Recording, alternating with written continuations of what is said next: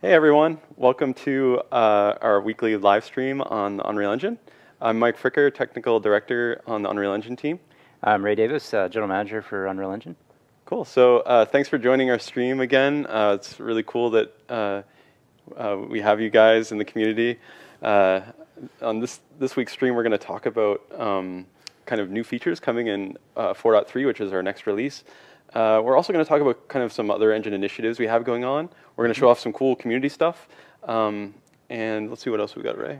Well, we've got a demo of your new stuff. Oh, yeah. So we're going to do what I call Twitchception, where we show how to use the new Unreal Engine built-in Twitch features that will be coming, hopefully, in 4.4. Yeah. We're going to do a quick live demo of how that works, and that will be fun. Yeah, and hopefully we survived the hurricane. Just for those who didn't see it in the chat, we had power flickers and stuff going on. So yeah, our monitors are kind of flickering off and on. So hopefully we don't lose you. Cool. So why don't we jump right into 4.3 and talk about some preview there. Actually, one thing about 4.3, we're going to try something different this time.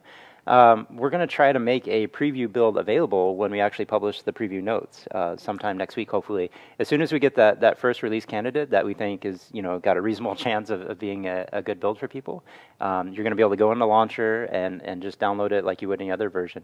And the cool thing is that'll help us, if you guys want to check out things as early as possible, it'll be right there. And if you run into any issues early on, we can hopefully address those, or definitely try to address those before we release 4.3 officially. So this is a new process for us too, so just be warned, we'll try to make it a good experience, but if anything is a little wonky or whatever, feel free to let us know so we can make it seamless. And this is sort of the first step of the roadmap we want to have for releasing builds in general. We have this notion of actually, on GitHub today, we have live source at any given point. And I know a lot of you guys are actually downloading our latest stuff every day, which is exciting and scary at the same time, right? I think it's the same thing we use here to make stuff. Yeah, exactly. Yeah. But the natural progression of this is being able to, as soon as we have a internal build that makes it through our promotion and our daily QA passes, that we'll be able to make that available too through the launcher. So that'll be something. We don't quite have a timetable on that, but I just wanted to share that's the direction we want to go with this. Really, like whenever we get a build that's passes basic QA smoke testing and is good enough for our artists to use to work on our games, we give it to you, right? And you kind of have that build already with GitHub, but we aren't able to drop dependency snapshots as frequently as we want yet. We're working on that. Yeah. But the cool thing about the launcher deployed builds is that they'll have all the dependencies together, and they'll hopefully be up to date as our latest build that our teams are using. So and we have like a good vision around how we manage builds, or as a developer, right? Which version of the engine I'm working with, how my projects work, how samples and stuff plug into that as well. Hopefully you guys you've had the library feature for a few weeks now. My personal experiences is like, oh, thank God, finally, right? I can manage my stuff a little better.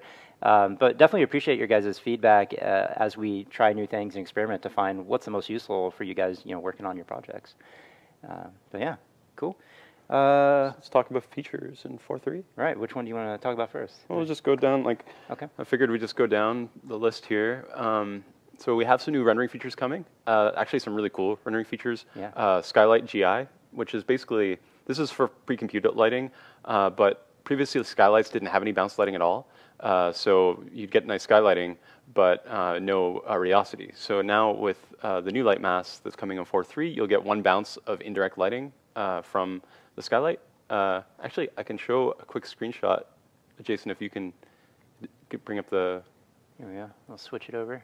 So here's kind of this is from our Zen Garden demo that was on the Apple stage, but you can see kind of what, this is with the lighting and this is without, and you can kind of see like, oh, there's no indirect lighting underneath at all here, and then with the indirect skylighting, it's a lot more realistic. Yeah, I love those comparison shots because the first shot, you're like, this looks awesome. Like, what's wrong with it? And then you see it, you're like, holy crap, man. It's even more awesome. Yeah. Cool. And the next feature they're adding too, I'll just scroll down and show it, is, so this is a screenshot of Fortnite, totally development, in an early development state Right. here. Yeah, But you can see this is kind of without this feature, and this is with, and this is distance field ambient occlusion. So this is a dynamic feature, so it's not pre-computed, and it's sort of like, you can think of it as, if you're familiar with screen space ambient occlusion, it's like screen space ambient occlusion, but like really long rays that fire out and basically look for the sky. So you get basically a GI look without any kind of pre-computation. It does use more GPU horsepower, so it's kind of a higher end feature, but it can give a beautiful look to a game that is fully dynamic like Fortnite. In Fortnite, every structure is destructible, everything comes and goes, so it's perfect for highly dynamic games. So that'll be available in 4.3, and you can easily turn that on. Yeah. Cool. Oh, and then another feature we have, are you going to go back to All right. It's hard for me to know what. Cool. Sure. Yeah. So another feature that we have is lit translucency. So this has been requested. We've seen this requested on the forums and from our artists and developers here to be able to have particles and translucent objects lit just like everything else in the scene. So in 4.3 you'll have that feature. I think it's on by default actually. It just kind of happens. With a minimal performance set. I'm going to switch to the screen now and show you a screenshot of the elemental demo, kind of without this feature. And you can see kind of, obviously we've cranked up the opacity of the particles here a little bit, but you can see like it's very just thick and opaque. And now with the lit translucency, you can see all the lighting actually affects all the particles correctly, and it looks a lot more realistic. So it should be pretty cool. Awesome. And then, let's see. Oh, yeah, so behavior trees. We've been able to spend quite a bit of time on those, and there's still a lot more coming. But I think we're not too far from taking that out of experimental phase and making that a real feature in the engine. Yeah, yeah, it's still experimental in 4.3, but really, we're using it. Yeah. You can use it, totally use it. It's not really experimental. It's really just work in progress. Yeah. And it's gotten major improvements for this release. And you'll see in the release notes. When are the release notes coming? I believe we're targeting early next week. Cool. It really comes down to when we have that build and we can get it all out there. So yeah, you guys know we normally do preview release notes so you guys can see kind of the stuff we're talking about before the build comes out. So we still want to do that.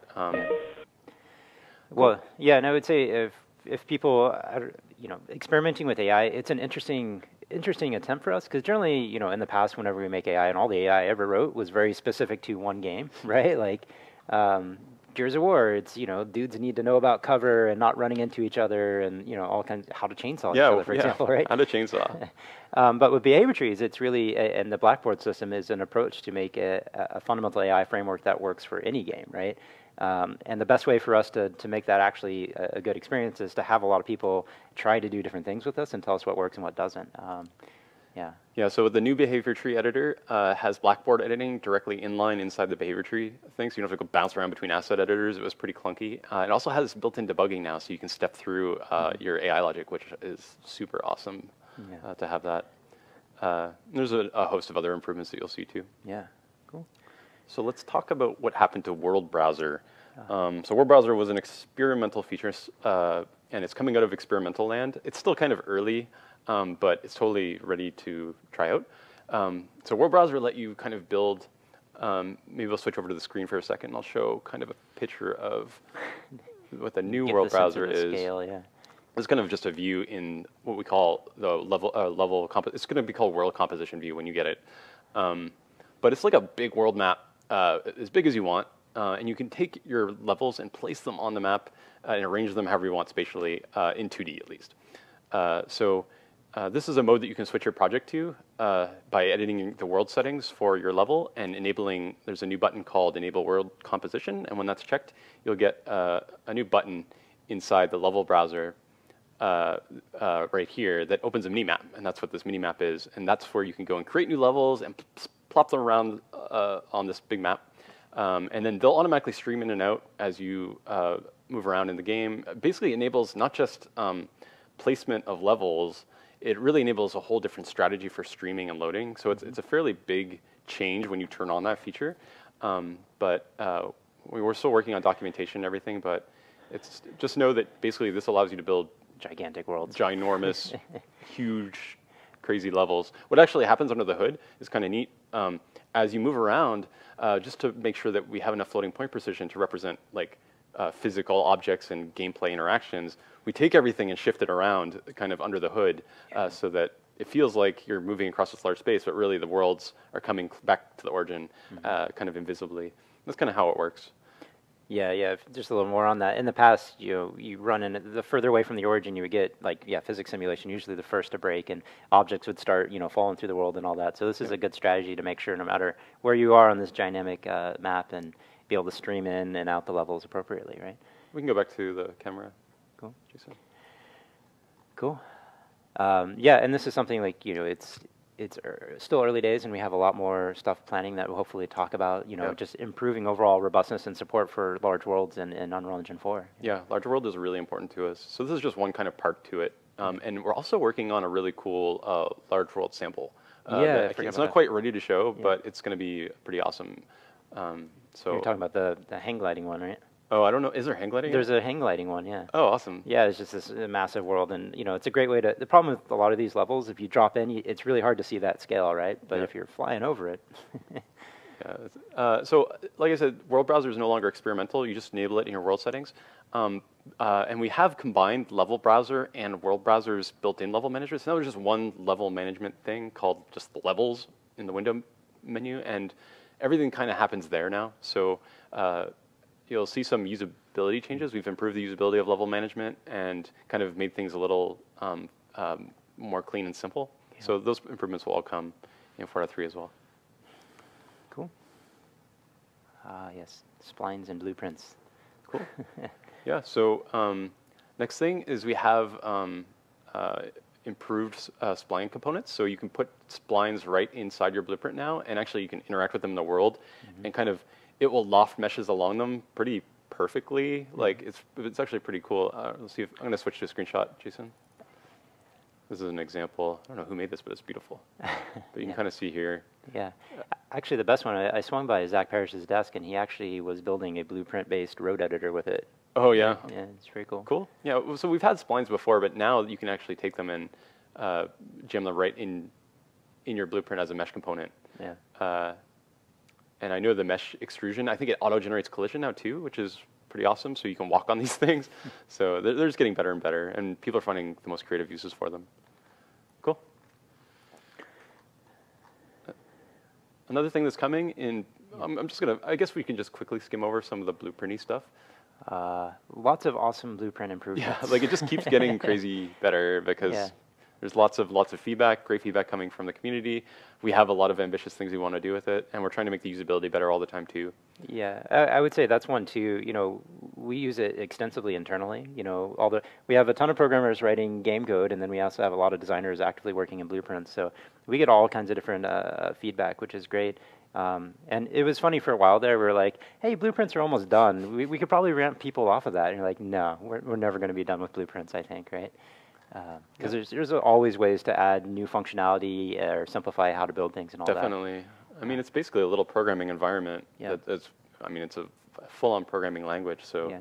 And one thing we were talking about too is it's pretty common of people, blueprints. You can build anything with it, and people tend to go build all kinds of things with it.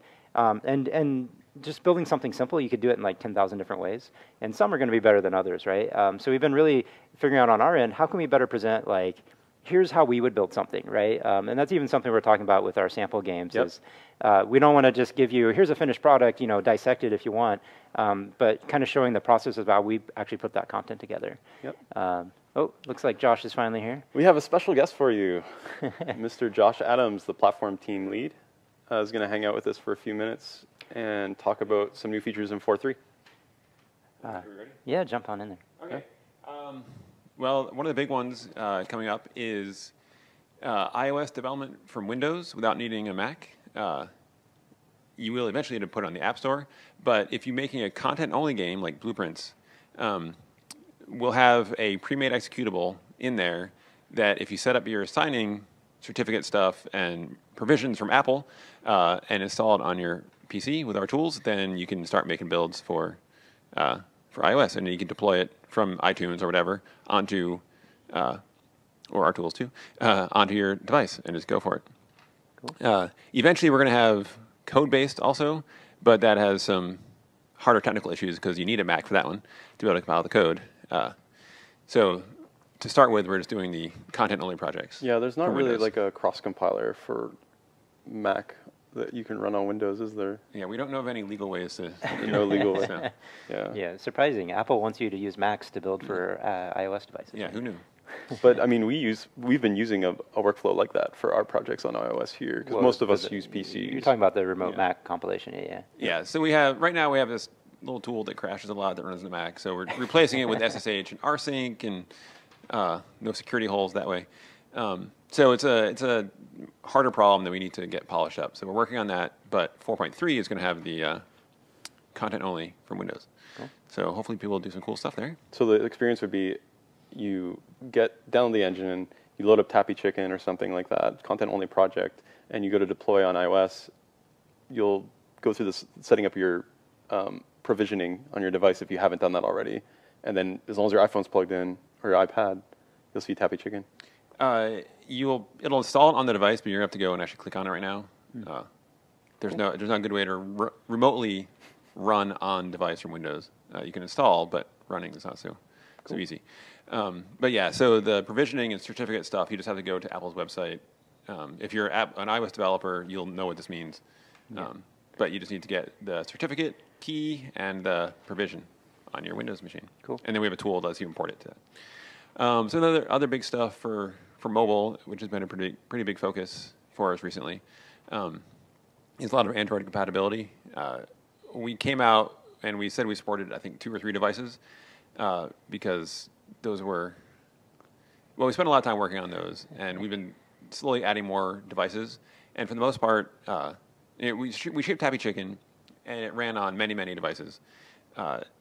More advanced games like the Mobile Temple sample or showcase need some features that not all Android devices have. So we're kind of working through how to work around some of these missing features. But like a Nexus 5 will be able to run Mobile Temple just fine.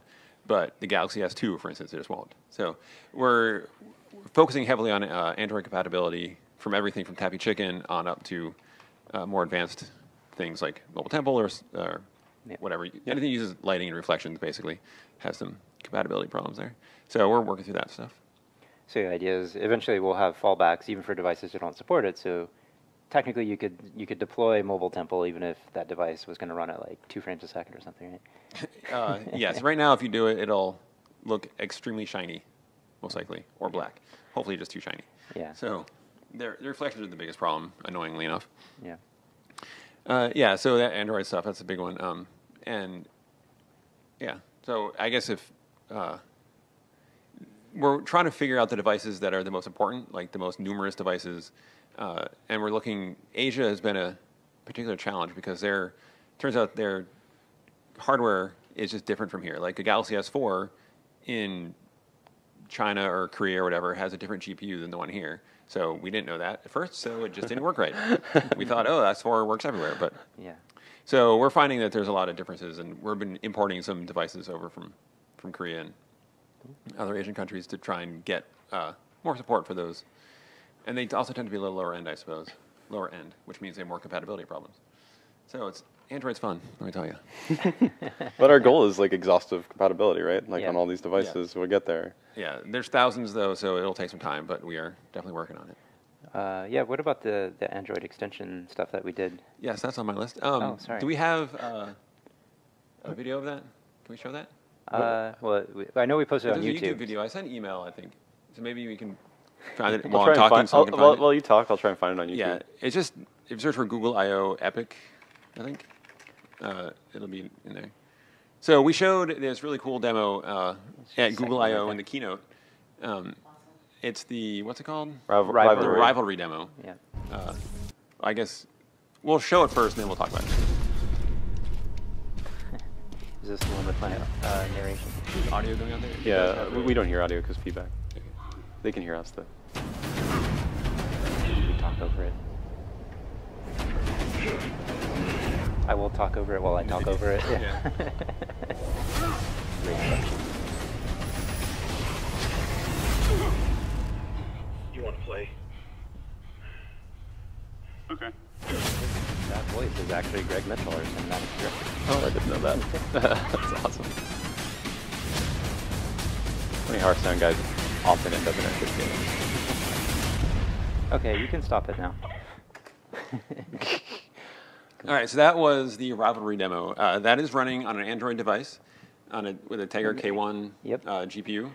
And it's OpenGL ES 3.1, but with Google's new Android extension pack, which it's a bunch of extensions that allow for high-end features that previously needed full GL to do. There's tessellation, there's geometry shaders, there's really nice reflections. So it's really amazing what it allows us to do. Well, I think that the coolest thing is that it's our desktop-based renderer running on a mobile device, right? Like that full feature set is now feasible. Mm-hmm. Yeah, so it's using we have kind of two high-level rendering paths. There's the full-featured like desktop console path, and then there's the targeted towards mobile path, which turns off some of the features like screen space reflections and whatnot. And so this has been using the high-level rendering path, which is pretty crazy that we can do it on a mobile device. So hopefully there's going to be a lot of Tegra K1 devices out there that can really shine. Yeah, I think this just shows that, I mean, we built the UV4 renderer as very forward-looking, especially on the mobile side, right? And we're learning how to scale down. We're working hard at scaling to whatever we want to do on mobile, but like the Tegra device, the new Tegra just shows that like building a forward-looking renderer that has parity with PC that's pretty cool, right? Yeah, no, definitely. I mean, the power of those devices, it's, even a year from now, I think we're going to be even another generation gap, right? The cool thing, too, is our work to even go down to the low-end spec, I think is valuable for the engine, period, right? It helps us catch some stuff that otherwise we may not miss, right? Yep. It's like the old days when we went from PC development to console development, especially when that was kind of the equivalent, right? Because consoles were really freaking tiny as far as resources you got in comparison. But as a developer, it's like, while I was cursing, having to do all this extra work, I was actually like, this actually helped us build a better, game and engine, right? Yeah, I always say like it's better when our development PCs are actually kind of a little bit on the lower end PCs because you want to see those hitches, you want to feel the pain yourself as you're building it, rather than have these uber computers. That was one thing Michael Noland. We're always working on improving usability and workflow and all that sort of stuff, and we generally, most game development companies have a stamp for development hardware, right? Which is a high-end PC because you don't want to slow people down. But we realized, like, hey, why don't we build a room with just the full spectrum of devices, And I've actually been I have been developing on my laptop now, which has been very illuminating, right? Actually, it's a big focus for us, though, right now. Yeah, it's something we should probably call out in 4.3, too. Yep. We've spent a lot of effort. UE4 on a laptop right now, if it wasn't plugged into a wall, could be kind of dangerous. Yeah, you can chew through your laptop battery probably like 45 minutes. Well, and just like idle CPU utilization and kicking on. I know Matt, in the last meeting we were talking about this stuff, he actually had his MacBook and was like, look, the Unreal's running and the fan's not on, right? Yeah. So it's the fan test. So we've seen all the feedback, and we've been using it ourselves a lot on laptops. So we've been working really hard to get the power usage down. Yeah. So for 4.3, there's a lot of there's a lot of settings that we just needed to tweak for laptops. So those are great, low-hanging fruit. Stuff like if it's a lower-end device or you're not plugged in, let's turn off real-time preview, stuff like that, right? But the net result of all these changes you'll see in 4.3 is it's much friendlier to laptop devices. And we're not done yet either. Yeah, no, there'll be ongoing work there. We're never done. Well, I had something for your list if you don't have it on your list already. Okay. Well, let me... You got one more? You go. Oh, it was the improvements that we're working on for 4.4 for Mac xcode workflow, which I think would be interesting. I'm not sure which ones you're talking about. Trepka is doing, just make the IDE experience super cool. Well, so we've always been working on making the xcode experience better for the Mac side. Like when you open it up, the project, you'll see indexing, and it used to take like 45 minutes to try and index the project. Yeah. And that alone would kill your battery sometimes. Yeah, that would fail the fan test. So one of the things that's kind of brought on because we don't use xcode natively to compile with, we use our own Unreal Build tool. So xcode doesn't quite know how to build the code to index it because all the build settings are in UET. So Michael Trepka has been working on trying to get the settings put into the xcode project so it can actually compile the code itself, even though we don't use those results. But then indexing, so you can do code completion and searching and finding symbols and all that stuff better. And so yeah, he's been focusing on some of his time at making the xcode experience it's better overall. Yeah, when he showed me just his work in progress, like a lot of weirdness had gone from the xcode project. Like your way that you select which configuration you want to build and which project is like a lot more like the Visual Studio style, very simple. So Still within the limitations of xcode, the way Yeah. that's set up. The targets are a little different than what we're using on Visual Studio. So cool.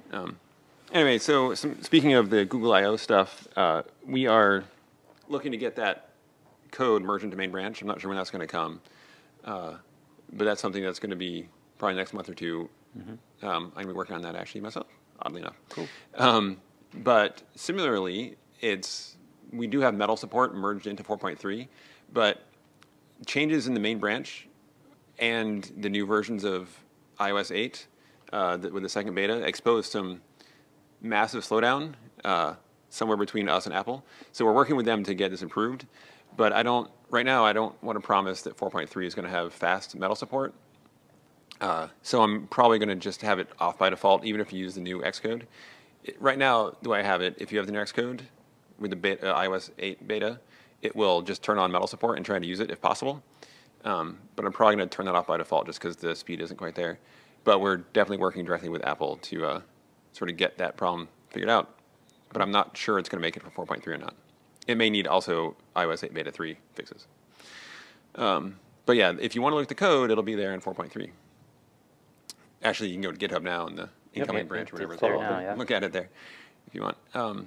So yeah, the I/O demo stuff, hopefully we'll get in maybe 4.4. I'm not sure if there's any legal issues with new extensions or something, but hopefully there won't be.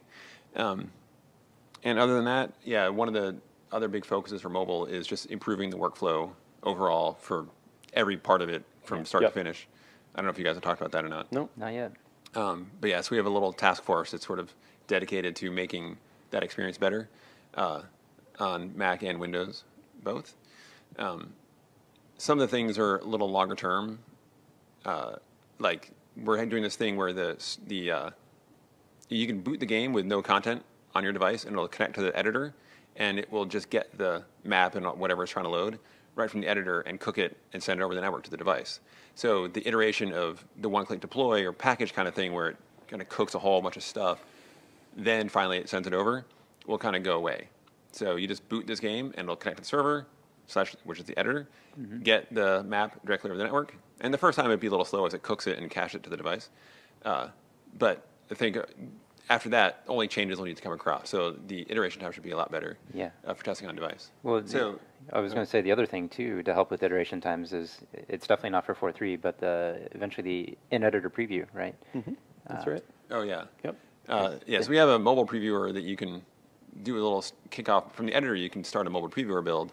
But we're working on, I'm not even sure how that's coming along, with previewing mobile, It's how it looks in the editor. There's 2 folks working on it right now. Yeah, so when we talk about things on Twitch, they're coming on amazingly. Any day now, they will be available. I just haven't seen it, but it's going to be the best thing ever. And then some. So, well, yeah, but I think the key there of focusing on iteration times, right? So Yes. once you're in the groove, you're not waiting for things to deploy, right? Yep. It's like the old trick of like, oh, I need to rebuild lighting because, time for coffee break, right? Yeah, and also better error handling. Like when things go wrong, is you have to look in this log with a lot of lines of text in there right now. So we're going to try and improve how we pull the errors out and show you what actually went wrong, and improve progress indicators and things for any of those slower tasks that we still do have. So Cool. That is a big focus for us. Cool. Nice. All right. All right, thanks, Josh. Yep. Yeah. See you later. Cool. Actually, I wanted to talk about, since we're kind of in the technical side anyways, hot reload and Yep. the C++ improvements. Awesome. Just to be real quick, but Talk about iteration times. yeah, so iteration times matter a lot to us. I actually saw one of the questions on the forum was about C++ compile time. So every time we release what we're trying to work on compile times, we make compile times faster. But I wanted to talk about hot reload or the recompile button in the editor because I feel like maybe it's not well known, and also we probably didn't do quite a good job surfacing it either, but it's something that we're going to work on. But this feature lets you recompile code without shutting down the editor. So you can make C++ changes and see those changes. You don't have to quit the editor. You invoke the compiler currently from within the editor. So you click the compile button on the toolbar or bind a hotkey or something, and it will run Unreal Build tool, compile your code, pick up the change DLL, load it up, and then do some magic to make it apply automatically. So what we want to do, though, we want that workflow to be generally useful. Right now, we've gotten feedback that it does work, but there's many caveats, and we knew about many of them. So we want to eliminate those caveats. The main caveats right now are pretty severe. You can't add new classes. You can't add new UObject properties. And you pretty much can't do any change that would cause Unreal Header Tool to be invoked. So we're going to fix that, and we're going to let you basically change whatever you want is kind of the goal, and be able to reload it dynamically in the editor. And then we're going to make it also so that you can invoke a hot reload just by compiling in Visual Studio. So I think that would be pretty fun. The idea would just be you just keep the editor open and don't even really have to remember that it's open. You just do your work in Visual Studio. Whenever you compile in Visual Studio, the engine will see what's going on, automatically hot reload and patch up the classes, and then you can play again and see your results in the editor without having to restart anything. So that's kind of the goal we want to get to, and we have a team that's working on that. It's kind of what we always wanted, but we're just waiting for the stars to align, right? The right people at the right time to be able to work on it again. Yeah. But we've gotten a lot of feedback that iteration times are important. And I don't know what could be better for iteration than not having to restart the editor if you're working on a code project. Yeah. So. Yeah, definitely. That'll be exciting. Yep. It's pretty magical when that does work seamlessly, right? You just get in such a groove of stuff. And you can use it now. Don't get me wrong, it works now. You just have to know what you're allowed to do with it and what types of things won't work. Right.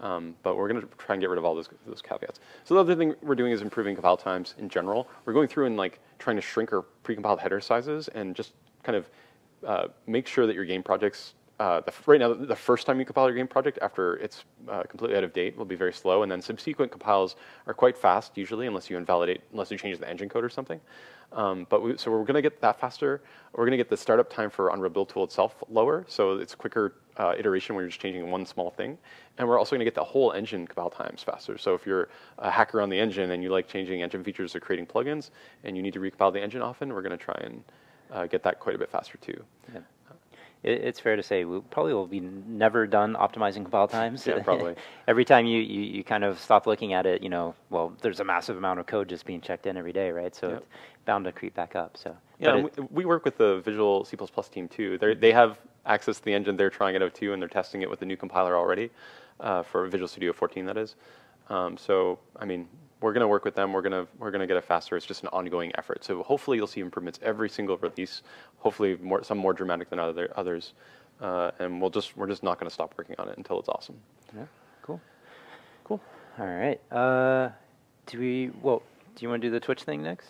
Sure. Oh, actually, yeah. Okay. Well, actually, before that, we just had one piece of news for the Infinity Blade fans. To celebrate 4th of July, they've got a sale going on every Infinity Blade. It's the 1, 2, 3. We've got the fireworks. Awesome. Nice. So Infinity Blade $1, Infinity Blade $2, and guess what? Infinity Blade $3. So cool. Yeah, super fun. Cool. Just a cool sale for tomorrow. Does that just start tomorrow then? First thing tomorrow? Yeah, this weekend. It'll be all this weekend. Great. Yeah.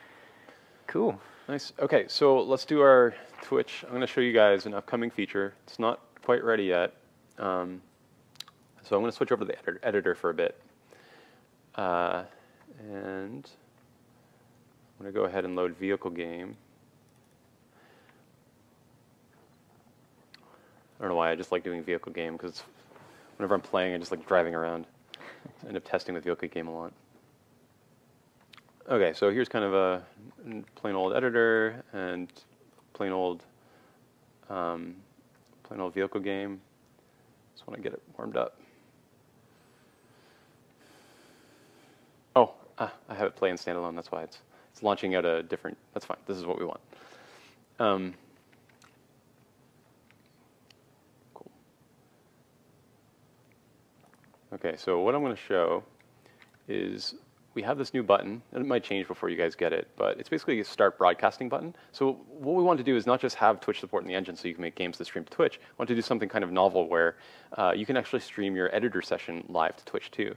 So what this will do is when you click this, a browser will pop up and you'll authenticate with Twitch. And you can see you can already see Ray and myself because the broadcasting system activated the web camera. So I'm going to just log into Twitch.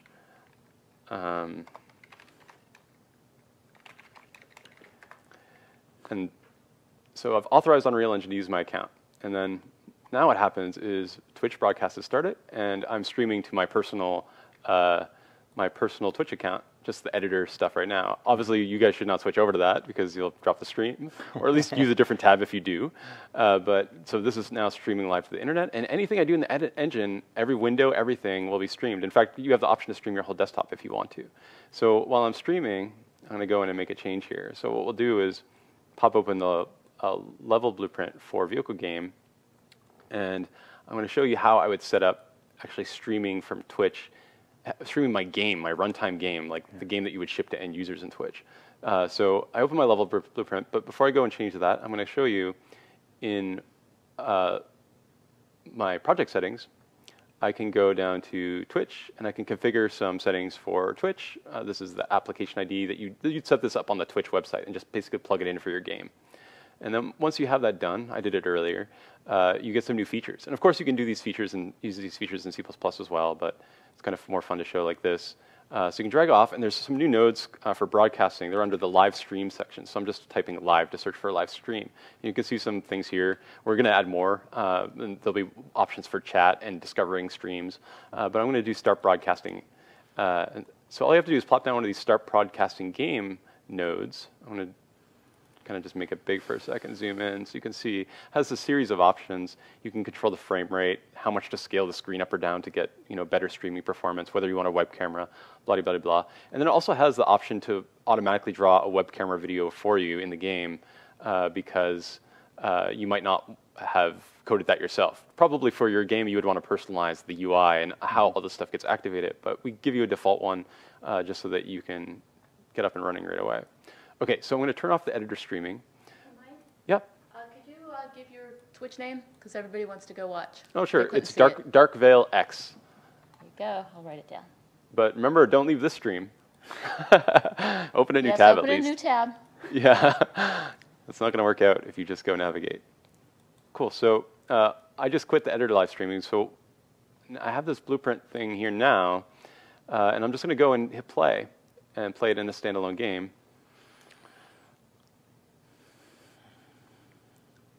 I didn't hit compile, but I think it auto-compiles. Yeah. We'll find out. And you can see where I put it in the blueprint node. It's set up to start streaming right after the 3, 2, 1, go.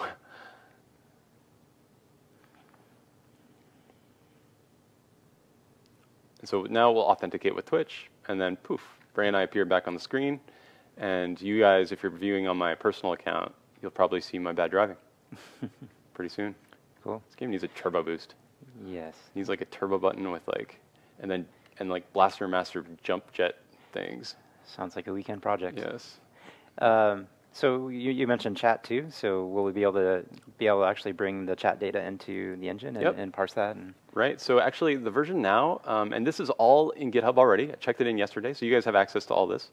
So you can mess around with it today. Yep.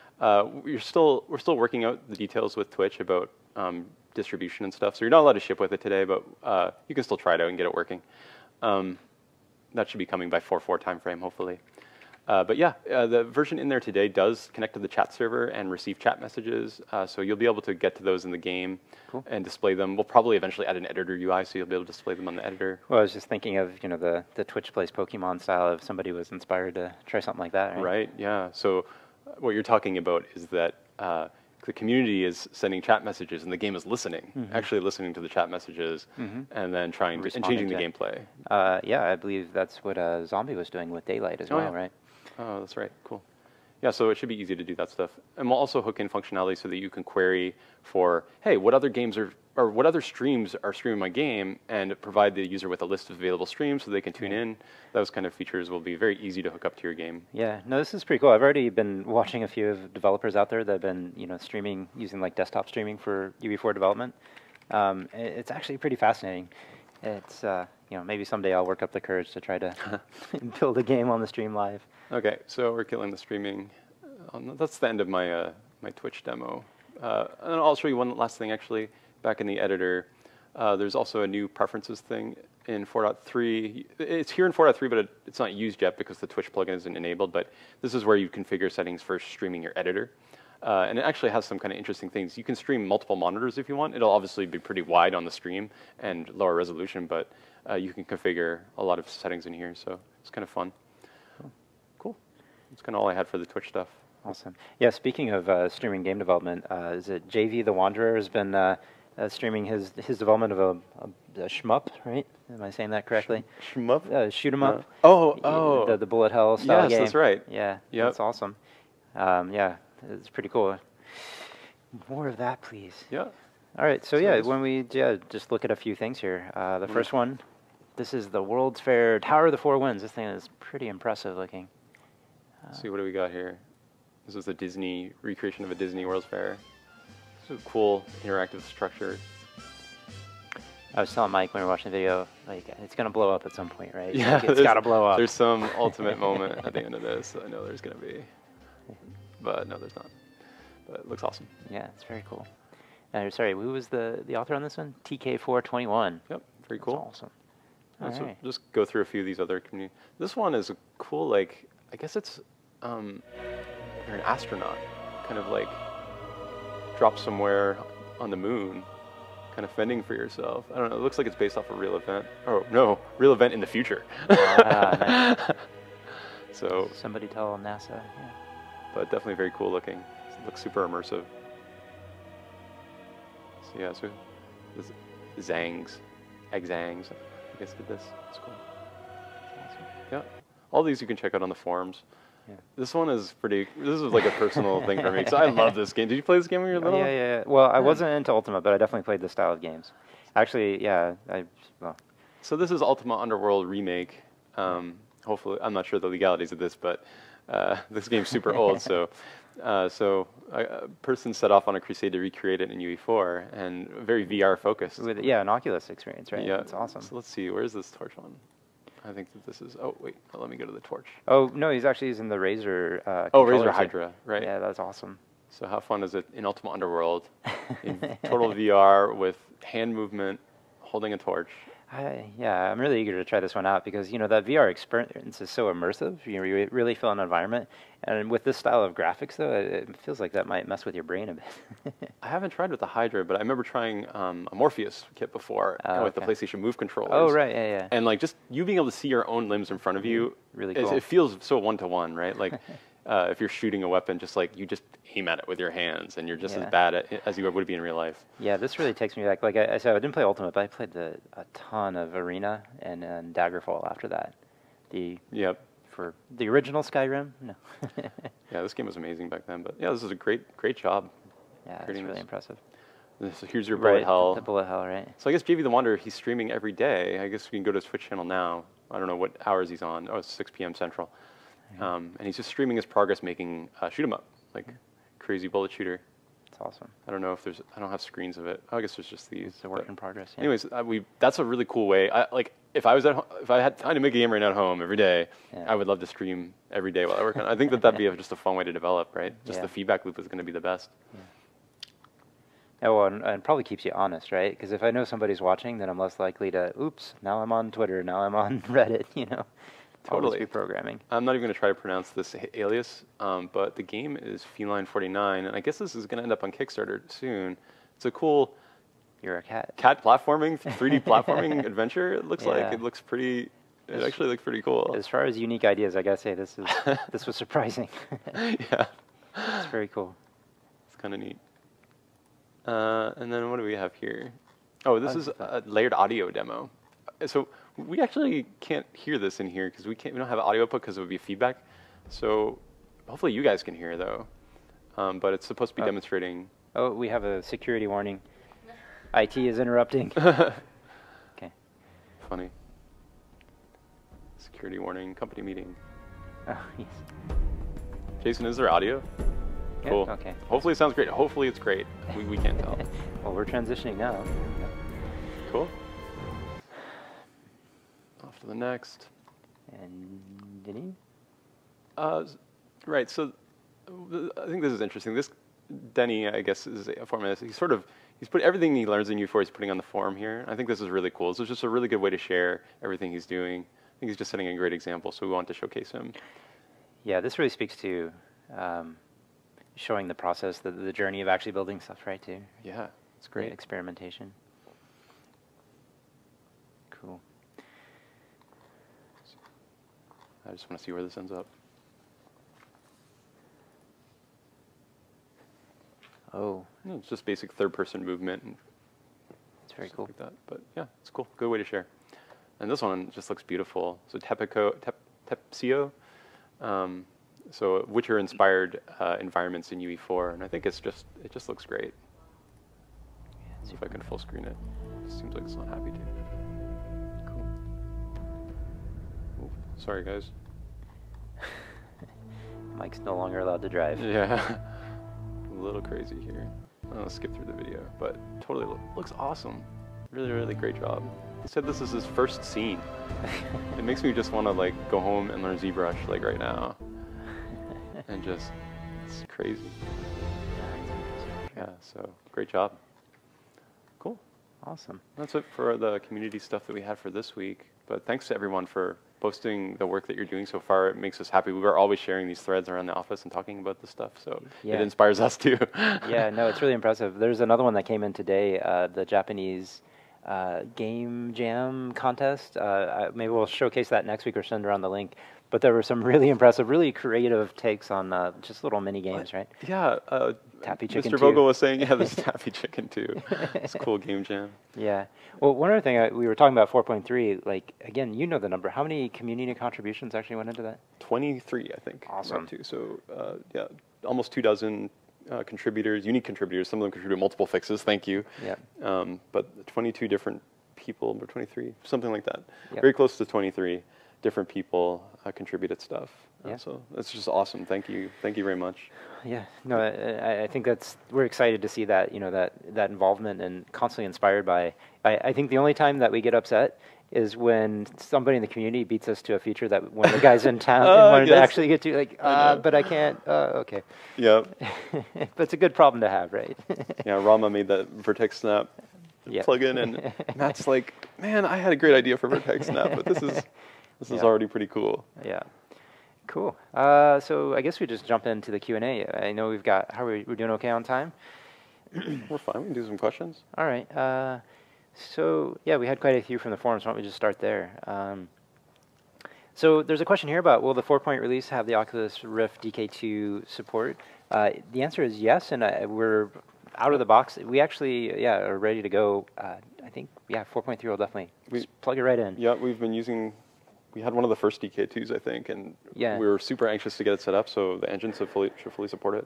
Yeah, we've been working closely with those guys since the beginning, and at GDC when we were showing the Couch Night demos, that was built on the same DK2, the early prototypes, I believe. So that's been going really well, and they've got some great stuff there to improve, latency and all kinds of just making it a better experience, right? Yeah, the visuals look, compared to the DK1, the resolution, it's it's so much striking. clearer. It's not nearly as alias. Like, it's just very, very clean looking. It's that one is tough. You don't realize how big of a difference it is, because I go back home now and I've got one of the original DK1s, and it was like all I notice is the giant pixels now. And speaking of VR, there was also a question about Project Tango. Tango, and then the question's really around Connect. Project Tango is cool. We don't quite know what to do with it yet, but we're happy to support it and work with those guys. And if any of you guys have some crazy idea, we'd love to talk and brainstorm, see what we could do there. Connect V2, it'll be out in a couple weeks. We actually have Connects now for our developers, so we'll be working on that. And there's actually some people out in the community who have gotten some Connect support too, so we want to collaborate on getting that available for people who want to play with it. But yeah, I think that like motion control devices like Connect V2, the Leap, and the Hydro, like we're still kind of working out kind of the engine for support for gestures and just all these kind of like sort of. I feel like we're getting close to the ultimate hacker moment for VR. You've got your Oculus, and then you duct tape like a Tango on the outside of that, and then you're playing in front of a Kinect, and you've got that crazy, I forget the name of it, I saw it at GDC, the unidirectional treadmill thing. Yeah, omnidirectional. Yeah, omnidirectional, yeah. Yeah, those are great. That'd be awesome. So cool. Yeah, we love that stuff though. So that's as soon as we can get those devices, we want to hook them up, just like you guys want them. Yeah, I definitely. It feels like lucky that we have the opportunity to play with so many of these cool new things and work with you guys on this stuff. So, so there's a question about compile times. Yep, we will, like I said, continue. We covered it. Yeah, make compile times awesome. They are better in 4.3. They will get hopefully even better in 4.4. Yeah. And then, yeah, we talked about the large world stuff. So we have world browser in there. The rebasing is in place, and we'll continue to have more details of kind of where we're taking that in the future. Yeah, we have a lot of things we want to do with large world, actually. So it's just going to be something that, we want the engine. You should be able to make a level that's just as huge as you want, fill it with as much stuff, procedural stuff doesn't matter. Yeah. And the engine should just be able to take it. Okay. Yep. And then, well, tied to that landscape, I know we have a couple questions about feature improvements there. Do you know of much active work going on there? I know we were talking about, like, we want to do some stuff with foliage. I don't know what's in 4.3 specifically around landscape. I'd have to get an update from the team. Okay. We have team members in Korea working on the landscape system actually right now. Yeah. But I think a lot of their effort this month was working on the changes that we talked about for the world composition, the big map support. And exposing the Yeah. editor side of that, yeah. Yeah, but I know there has been some maintenance on landscape, so it's probably just bug fixes. Right, and improvements to the spline tool too, which we touched on. Oh yeah, yeah.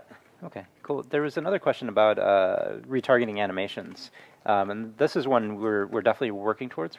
Yes. I think not clear on the actual timeline. Maybe sometime for the next build 4.4, or definitely by 4.5, we'll have some more options there. It's a tricky problem, for sure, because I think when we say retargeting, there's like a million different use cases, but we're looking, starting with bipedals, I believe. I don't know. You chatted with Lena about that, right? Yeah, I just know that it's not going to make 4.3, guys, but they were quite focused on it, and we're kind of we moved some priorities around, right? Like we want a little more focus on usability and making sure things like the montage editor, for example, is getting a big usability push. We're going to make that because it's a little bit strange, right? We kind of knew. It's a 1.0 and we want to do a 2.0, so we're doing some work on there to make it just smooth out those workflows, which that one actually has quite a few things to smooth out, but it's getting there.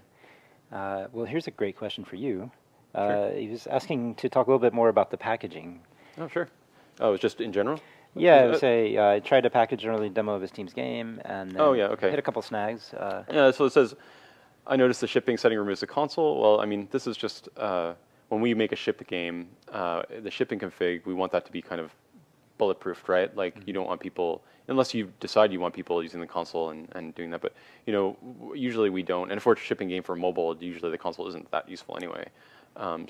But it's important to highlight here the differences between shipping config and test config. Test config is just like shipping, except for it has a console. And it also has a few other features, like you can connect a stats viewer to it. It has some profiling and logging features, but generally it shares the performance characteristics and behavior with the shipping build. So test is the configuration that you use to build your game and give to your QA teams or to your friends or people that are testing it, and you want it to be just like shipping. And the shipping is what you actually put in the box and give to people who buy your game.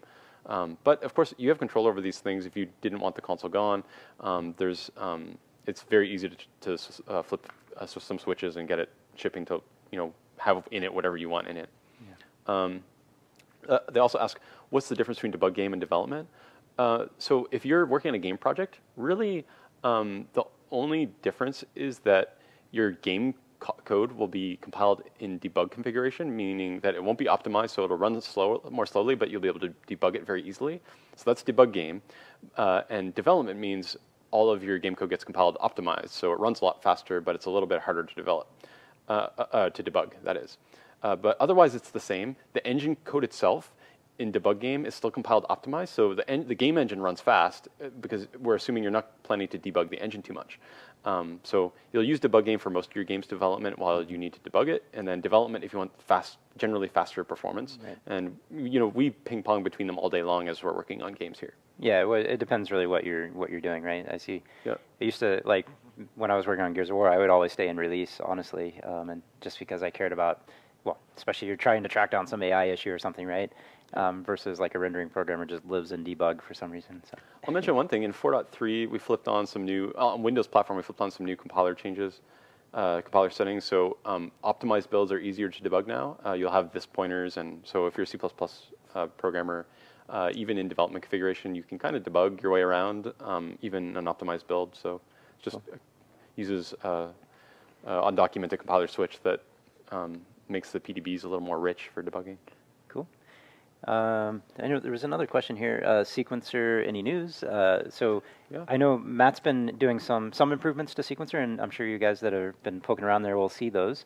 But that's specifically towards supporting our UMG development, Yep. for the UI editor. So stuff that'll eventually support animation and keyframing of UI, right?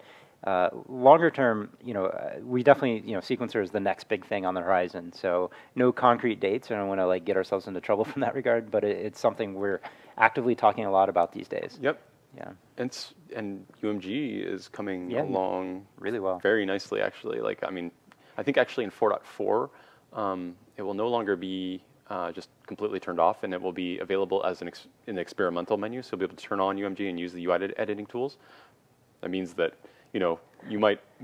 we might change the file format here and there still, so don't get too attached to it, but you can try it out and give us feedback more easily. Yeah, I mean, I think that's the team's goal right now is for 4.4, when we turn it on to experimental, is that we've done most of the file format, hopefully, so that hopefully, Yep. but there is going to be that caveat then, and until we get rid of that experimental filter, yeah. But UMG's had a ton of improvements in the last month. It has full-blown material support now, and Slate inherited this too because UMG is built upon the Slate UI system.